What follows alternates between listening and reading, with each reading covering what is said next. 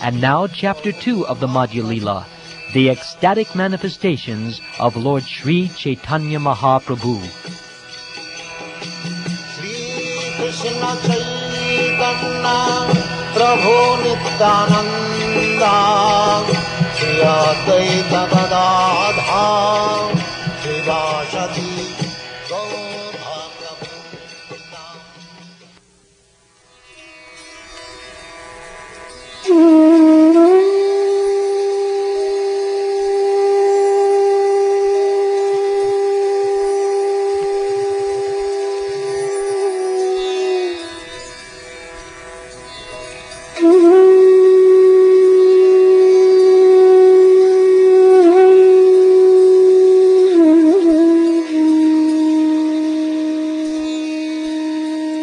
While relating in synopsis form the last division of the pastimes of Lord Caitanya Mahaprabhu, in this chapter I shall describe the Lord's transcendental ecstasy, which appears like madness due to his separation from Krishna.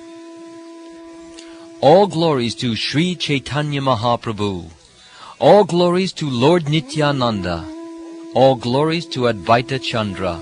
All glories to all the devotees of the Lord. During his last 12 years, Sri Caitanya Mahaprabhu always manifested all the symptoms of ecstasy in separation from Krishna. Sri Caitanya Mahaprabhu's state of mind, day and night, was practically identical to Radharani's state of mind when Uddhava came to Vrindavan to see the gopis. The Lord constantly exhibited a state of mind reflecting the madness of separation. All his activities were based on forgetfulness, and his talks were always based on madness. Blood flowed from all the pores of his body, and all his teeth were loosened. At one moment his whole body became slender, and at another moment his whole body became fat. The small room beyond the corridor is called a Gambira. Sri Caitanya Mahaprabhu used to stay in that room, but he did not sleep for a moment. All night he used to grind his mouth and head on the ground, and his face sustained injuries all over. Although the 3 doors of the house were always closed, the Lord would nonetheless go out and sometimes be found at Jagannath Temple before the gate known as Singadvar, and sometimes the Lord would fall flat into the sea. Sri Caitanya Mahaprabhu would also run very fast across the sand hills, mistaking them to be Govardhan. As he ran, he would wail and cry loudly. Sometimes Caitanya Mahaprabhu mistook the small parks of the city for Vrindavan. Sometimes he would go there and dance and chant, and sometimes fall unconscious in spiritual ecstasy. The extraordinary transformations of the body due to transcendental feelings would never have been possible for anyone but the Lord, in whose body all transformations were manifest. The joints of his hands and legs would sometimes become separated by 8 inches, and they remained connected only by the skin. Sometimes Sri Caitanya Mahaprabhu's hands, legs, and head would all enter within his body, just like the withdrawn limbs of a tortoise. In this way, Sri Caitanya Mahaprabhu used to manifest wonderful ecstatic symptoms. His mind appeared vacant, and there were only hopelessness and disappointment in his words.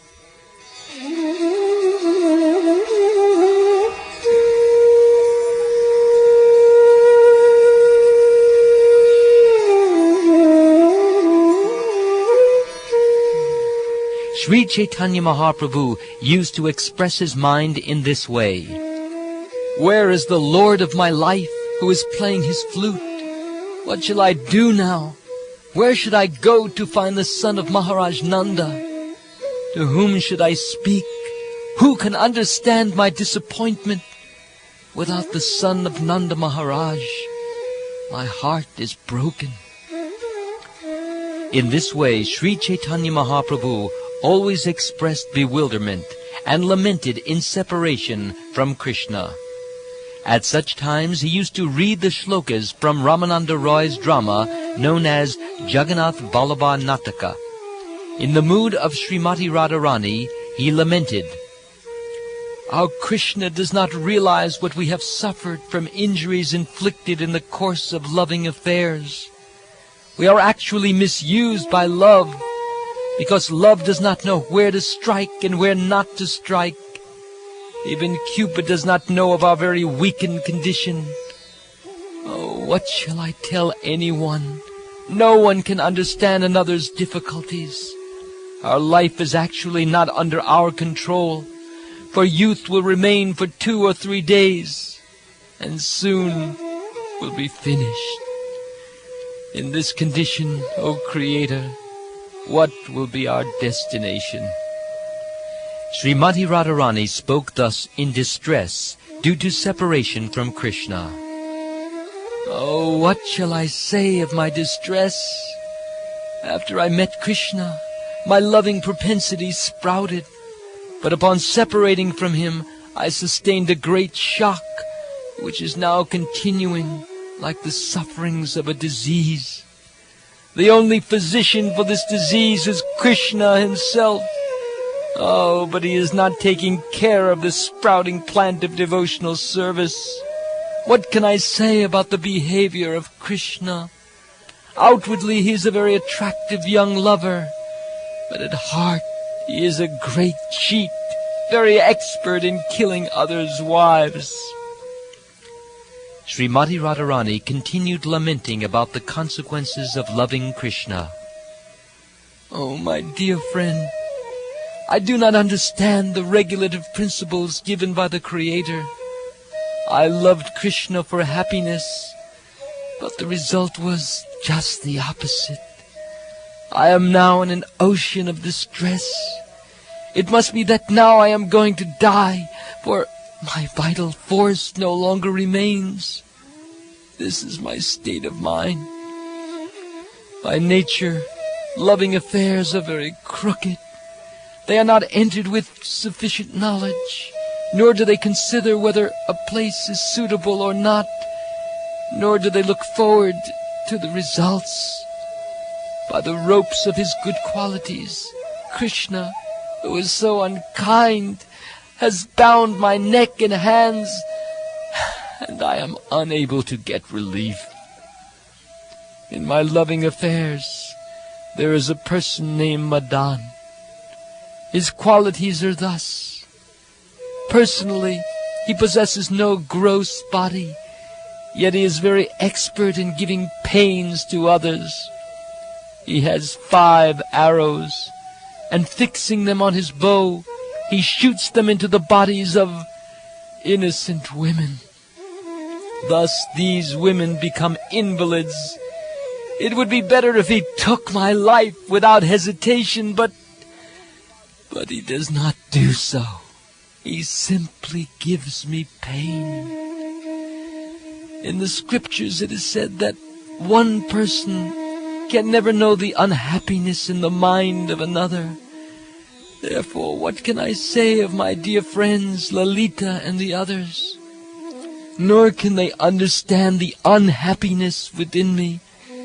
Oh, they simply try to console me, repeatedly saying, "Dear friend, just be patient." I say, my dear friends, you are asking me to be patient, saying that Krishna is an ocean of mercy and that sometime in the future he will accept me. However, I must say that this will not console me. A living entity's life is very flickering. It is like water on the leaf of a lotus flower. Who will live long enough to expect Krishna's mercy? A human being does not live more than 100 years.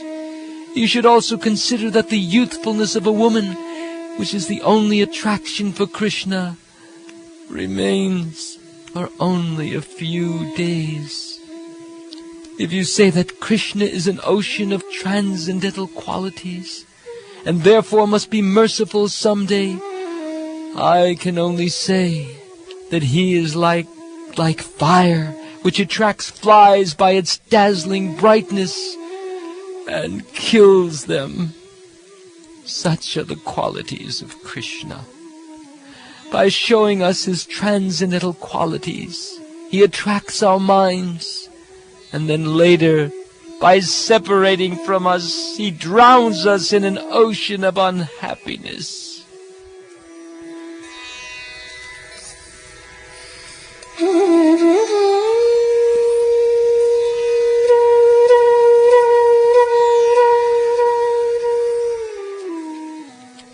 In this way, Lord Sri Caitanya Mahaprabhu lamented in a great ocean of sadness, and thus he opened the doors of his unhappiness. Forced by the waves of ecstasy, his mind wandered over transcendental mellows, and in this way he would read another verse as follows. My dear friends, unless I serve the transcendental form, qualities and pastimes of Sri Krishna, all my days and all my senses will become entirely useless. Oh, now I am uselessly bearing the burden of my senses, which are like stone blocks and dried wood. I do not know how long I will be able to continue without shame. Of what use are eyes if one does not see the face of Krishna, which resembles the moon and is the birthplace of all beauty and the reservoir of the nectarine songs of his flute? Oh, let a thunderbolt strike his head! Why does he keep such eyes? My dear friends, please hear me. I have lost all providential strength. Without Krishna, my body, consciousness and mind, as well as all my senses, are useless. Topics about Krishna, they are like waves of nectar. If such nectar does not enter one's ear, the ear is no better than the hole of a damaged conch shell. Such an ear is created for no purpose. The nectar from the lips of Lord Krishna and his transcendental qualities and characteristics surpass the taste of the essence of all nectar, and there is no fault in tasting such nectar. If one does not taste it, he should die immediately after birth, and his tongue is to be considered no better than the tongue of a frog. One's nostrils are no better than the bellows of a blacksmith if he has not smelled the fragrance of Krishna's body, which is like the aroma of musk combined with that of the bluish lotus flower.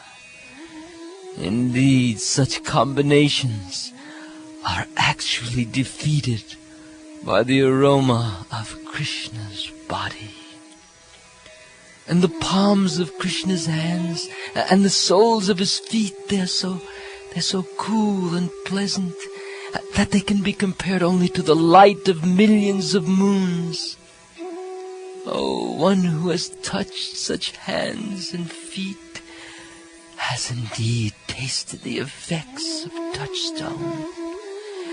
If one has not touched them, his life is spoiled, and his body is like iron. Lamenting in this way, Sri Caitanya Mahaprabhu opened the doors of grief within his heart. Morose, humble, and disappointed, he read a verse again and again with a despondent heart in the same mood. If by chance the transcendental form of Krishna comes before my path of vision, my heart, injured from being beaten, will be stolen away by Cupid, happiness personified. because I could not see the beautiful form of Krishna to my heart's content. When I again see his form, I shall decorate the phases of time with many jewels.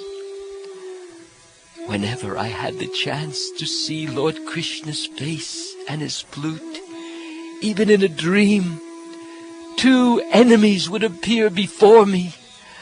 They were Pleasure and Cupid, and since they took away my mind, I was not able to see the face of Krishna to the full satisfaction of my eyes.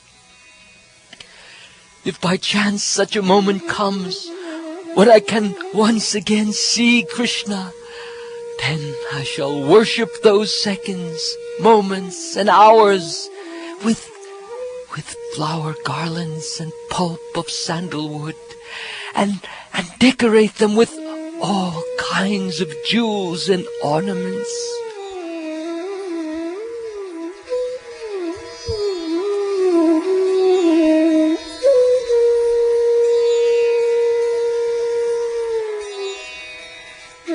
In an instant, Sri Caitanya Mahaprabhu regained external consciousness and saw two persons before him. Questioning them, he asked, "Am I conscious? What dreams have I been seeing? What craziness have I spoken? Have you heard some expressions of humility?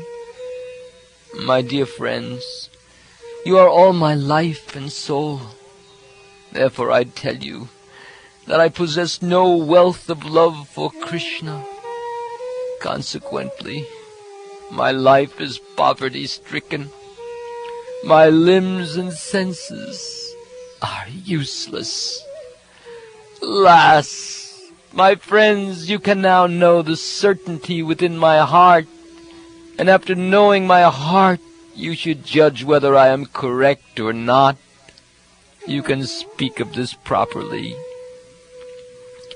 Sri Caitanya Mahaprabhu then began to chant another verse. "Love of Godhead, devoid of cheating propensities, is not possible within this material world. If there is such a love, there cannot be separation. For if there is separation, how can one live?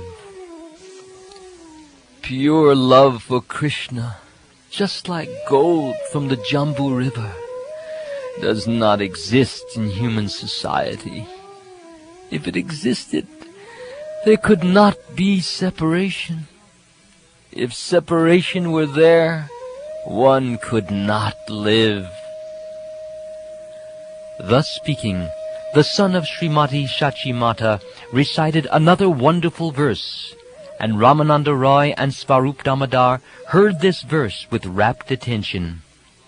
Sri Caitanya Mahaprabhu said, "I feel shameful to disclose the activities of my heart. Nonetheless, I shall be done with all formalities and speak from the heart. Please hear. My dear friends, I have not the slightest tinge of love of Godhead within my heart. When you see me crying in separation, I am just falsely exhibiting a demonstration of my great fortune. Indeed, not seeing the beautiful face of Krishna playing his flute, I continue to live my life like an insect without purpose. Actually, my love for Krishna is far, far away. Whatever I do is actually false. When you see me cry, I am simply exhibiting my great fortune. Please try to understand this beyond a doubt.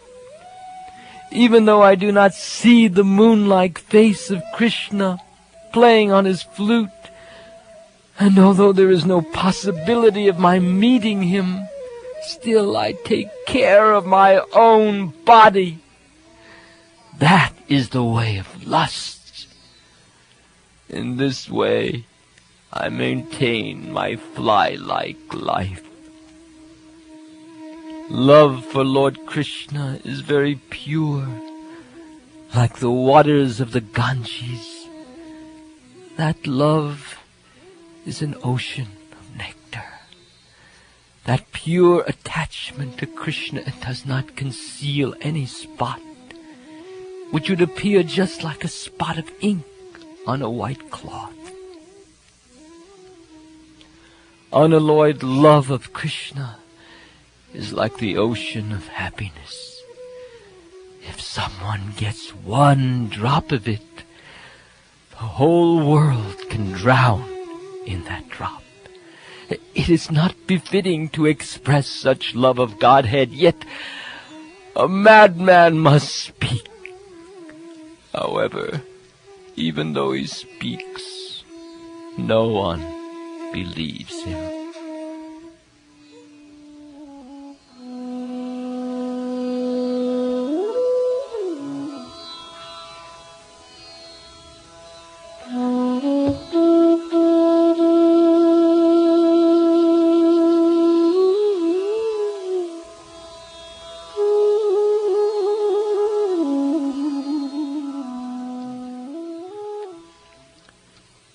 In this way, Lord Caitanya used to revel in ecstasy day after day and exhibit these ecstasies before Svarup and Ramananda Roy.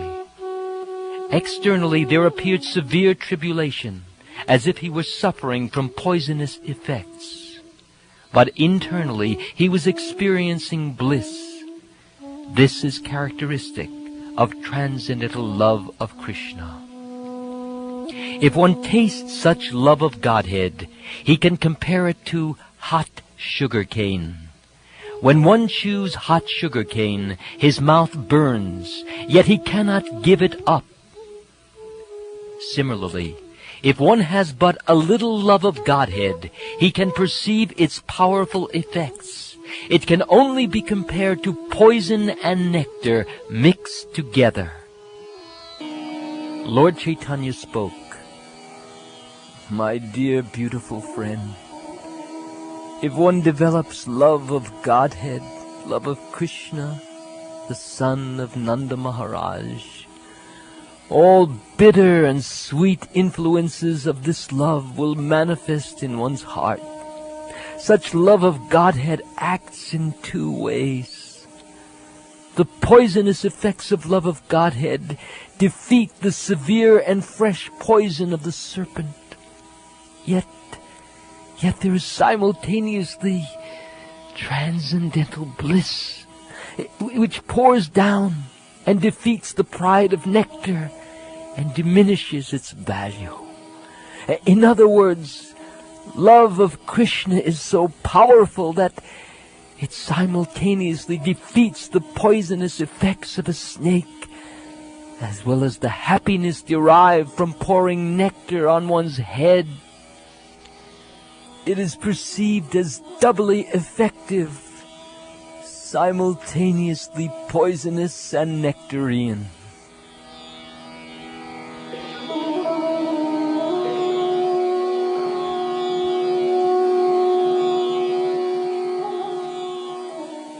When Sri Caitanya Mahaprabhu would see Jagannath along with Balaram and Subhadra, he would immediately think that he had reached Kurukshetra, where all of them had come.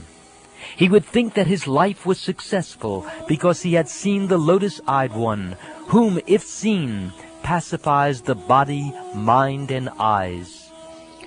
Staying near the Garuda Stamba, the Lord would look upon Lord Jagannath.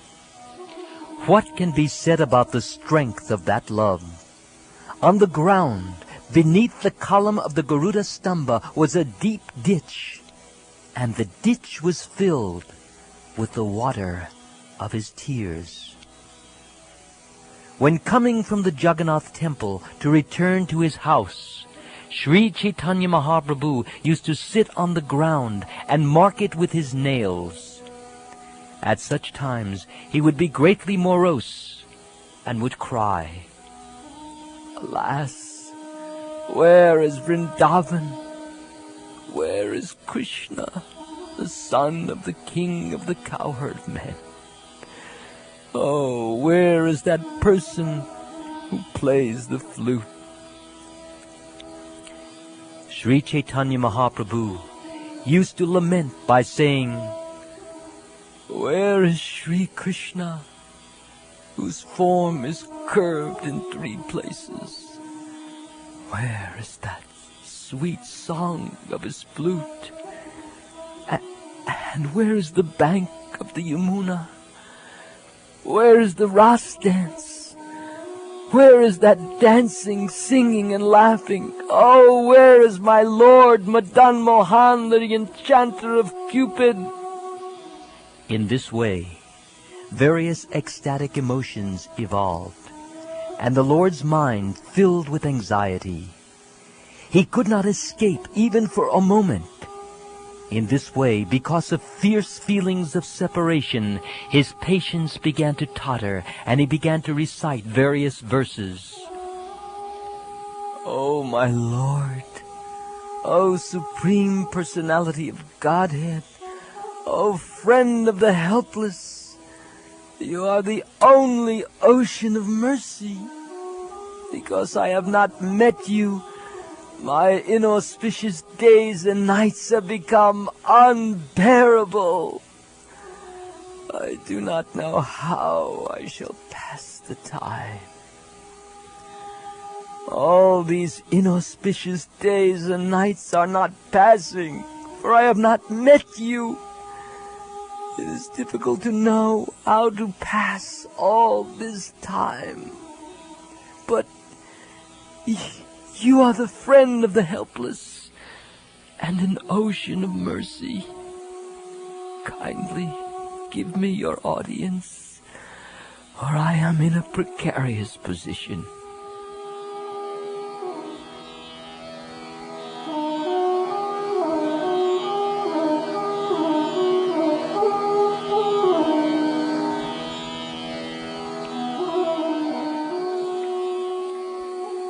In this way, the Lord's restlessness was awakened by ecstatic feelings, and his mind became agitated. No one could understand what course such ecstasy would take.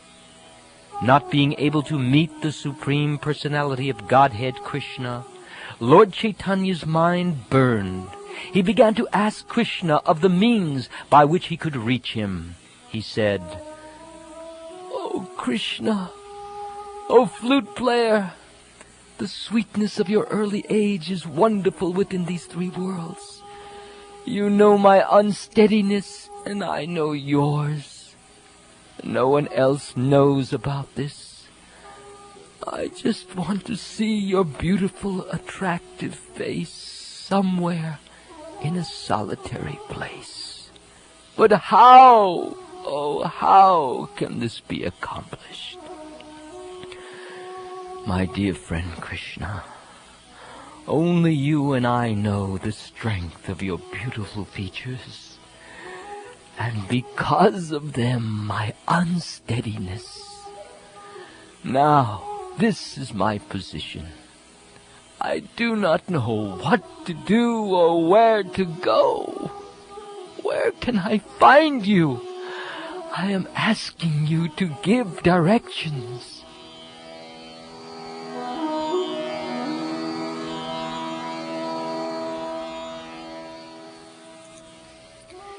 Because of the various kinds of ecstasy, contradictory states of mind occurred, and this resulted in a great fight between different types of ecstasy.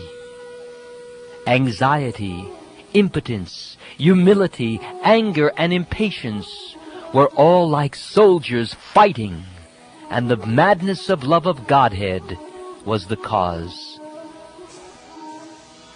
The body of the Lord was just like a field of sugarcane into which the mad elephants of ecstasy entered. There was a fight amongst the elephants, and in the process the entire field of sugarcane was destroyed. Thus transcendental madness was awakened in the body of the Lord, and he experienced despondency in mind and body.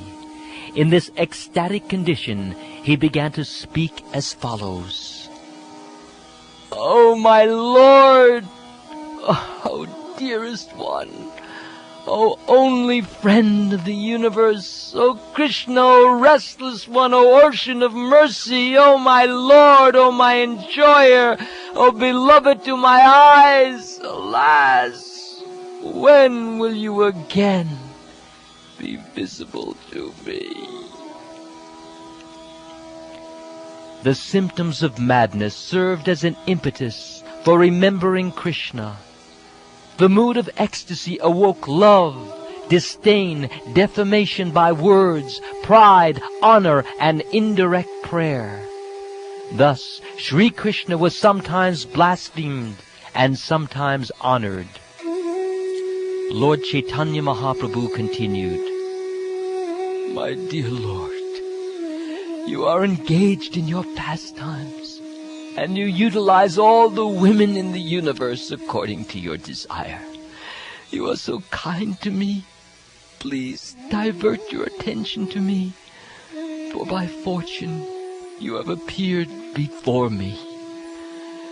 My dear Lord, you attract all the women of the universe, and you make adjustments for all of them when they appear.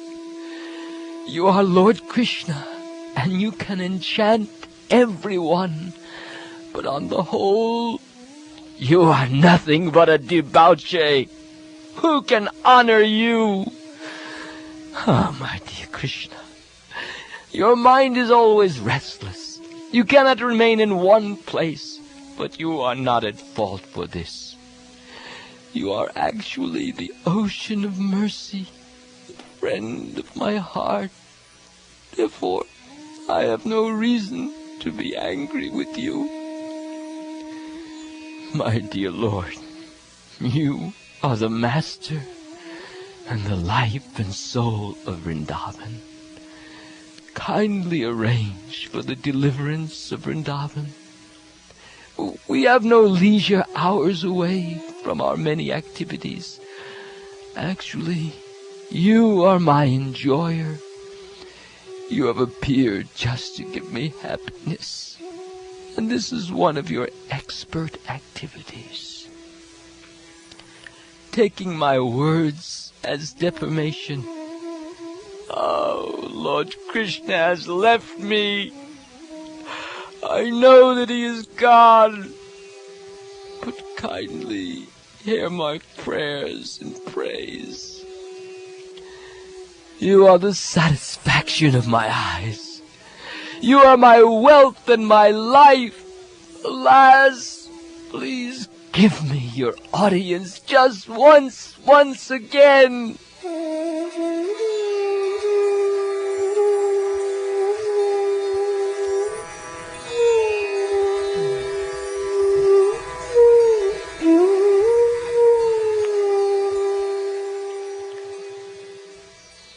There were different transformations of the body of Lord Caitanya Mahaprabhu. Being stunned, trembling, perspiring, fading away of color, weeping and choking.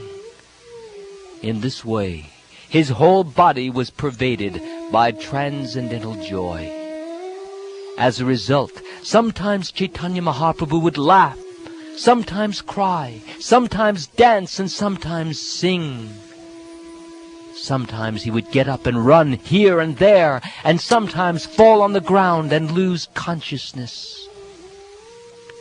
When Sri Caitanya Mahaprabhu was thus unconscious, he happened to meet the Supreme Personality of Godhead.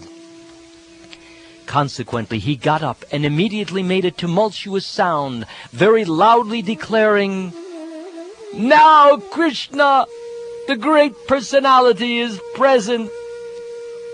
In this way, because of Krishna's sweet qualities, Caitanya Mahaprabhu made different types of mistakes in his mind. Thus, by reading the following verse, he ascertained the presence of Krishna. In the attitude of Radharani, Sri Caitanya Mahaprabhu addressed the gopis. My dear friends, where is that Krishna, Cupid personified, who has the effulgence of a kadamba flower, who is sweetness itself, the nectar of my eyes and mind? He who loosens the hair of the gopis, who is the supreme source of transcendental bliss and my life and soul. Has he come before my eyes again? Sri Caitanya Mahaprabhu then would begin to talk like this. Is Cupid personified present with the effulgence and reflection of the Kadamba tree? Is he the same person personified sweetness, who is the pleasure, yes, the pleasure of my eyes and mind, who is my life and soul? Has Krishna actually come before my eyes? As the spiritual master chastises the disciple and teaches him the art of devotional service, so all the ecstatic symptoms of Lord Caitanya Mahaprabhu, including despondency, moroseness, humility, restlessness, joy, endurance, and anger, all instructed his body and mind. In this way, Sri Caitanya Mahaprabhu passed his time. He also passed his time reading the books and singing the songs of Chandidas and Vidyapati, and listening to quotations from the Jagannath Vallabha Natak, Krishna Caritamrta, and Gita Govind. Thus, in the association of Swarup Damodar and Ramananda Roy, Sri Caitanya Mahaprabhu passed his days and nights chanting and hearing with great pleasure. Among his associates, Lord Caitanya Mahaprabhu enjoyed fraternal loving affection with Paramananda Puri, friendly affection with Ramananda Roy, unalloyed service from Govinda and others, and humors of conjugal love with Gadadhar, Jagadananda, and Swarup Damodar. Sri Caitanya Mahaprabhu enjoyed all these four mellows, and thus he remained obliged to his devotees. Leela Shuk, or Bilvamangal Thakur, was an ordinary human being, yet he developed many ecstatic symptoms in his body. What then is so astonishing about these symptoms being manifest in the body of the Supreme Personality of Godhead? In the ecstatic mood of conjugal love, Sri Caitanya Mahaprabhu was on the highest platform. Therefore, all the exuberant ecstasies were naturally visible in his body.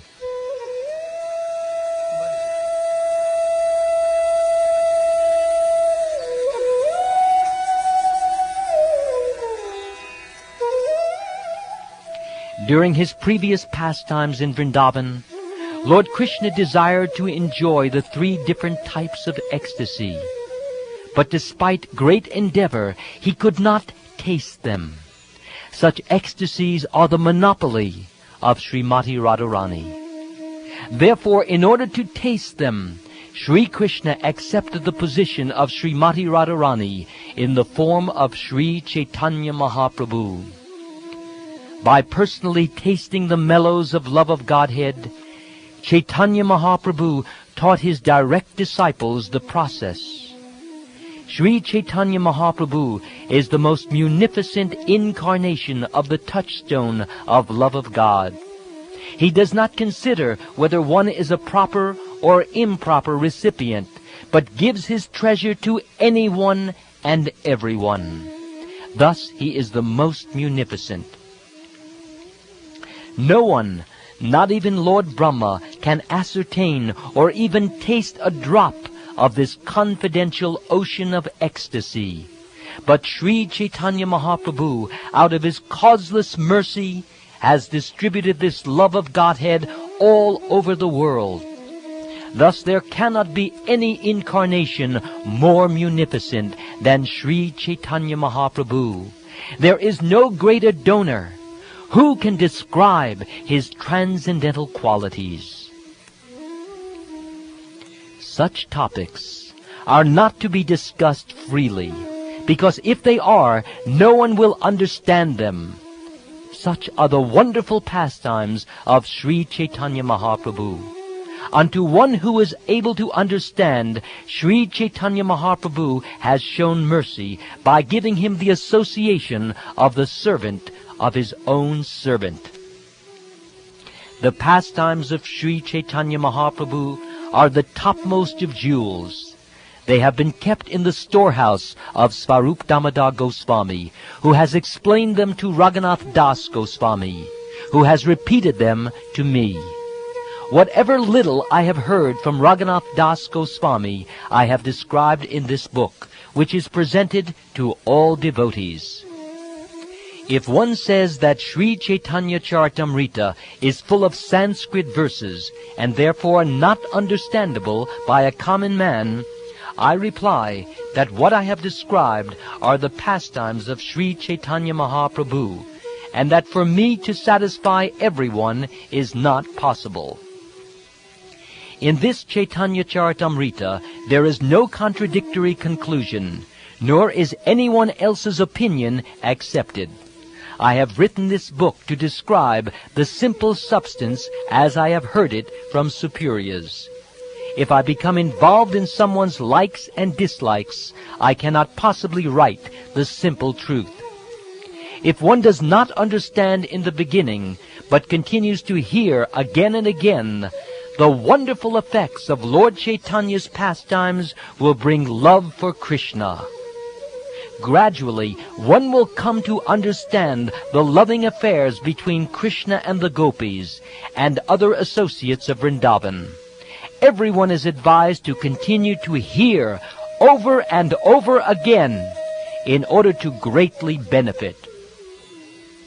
In reply to those critics who say that Sri Caitanya caritamrta is full of Sanskrit verses, it can be said that Srimad Bhagavatam is also full of Sanskrit verses, as are the commentaries on Srimad Bhagavatam. Nonetheless, Srimad Bhagavatam can be understood by everyone as well as by advanced devotees who study the Sanskrit commentaries. Why then will people not understand Caitanya caritamrta? There are only a few Sanskrit verses, and these have been explained in the Bengali vernacular. What is the difficulty in understanding? I have already given in codes all the facts and figures of Lord Sri Caitanya Mahaprabhu's last pastimes, and I have a desire to describe them elaborately. If I remain longer on this planet, and am fortunate enough to receive the mercy of Lord Sri Caitanya Mahaprabhu, I shall try to describe them again more elaborately. I have now become too old and disturbed by invalidity.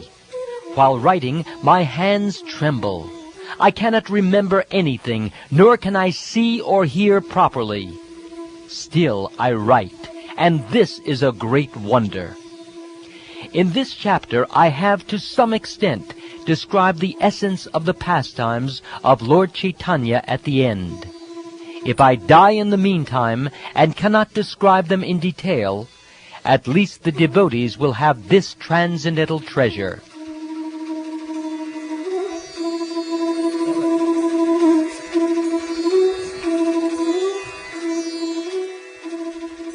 In this chapter, I have briefly described the codes. Whatever I have not described, I shall describe extensively in the future. If by Sri Caitanya Mahaprabhu's mercy I live for so many days that I can fulfill my desires, I will give full consideration to these pastimes. I worship herewith the lotus feet of all kinds of devotees, both advanced and neophyte. I request all of them to be satisfied with me. I am faultless, because I have written herein whatever I have understood from Svarup Damodar Goswami and Rupa and Raghunath Das Goswamis. I have neither added nor subtracted from their version.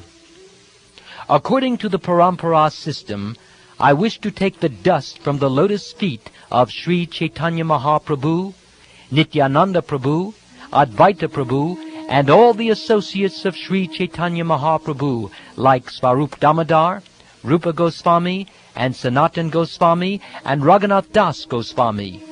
I wish to take the dust of their lotus feet upon my head. In this way, I wish to be blessed with their mercy. Receiving orders from the above authorities and the Vaishnavas of Vrindavan, especially from Haridas, the priest of Govindaji, I, Krishnadas Kaviraj Goswami, have tried to describe one small particle of one drop of one wave of the ocean of the pastimes of Sri Caitanya Mahaprabhu.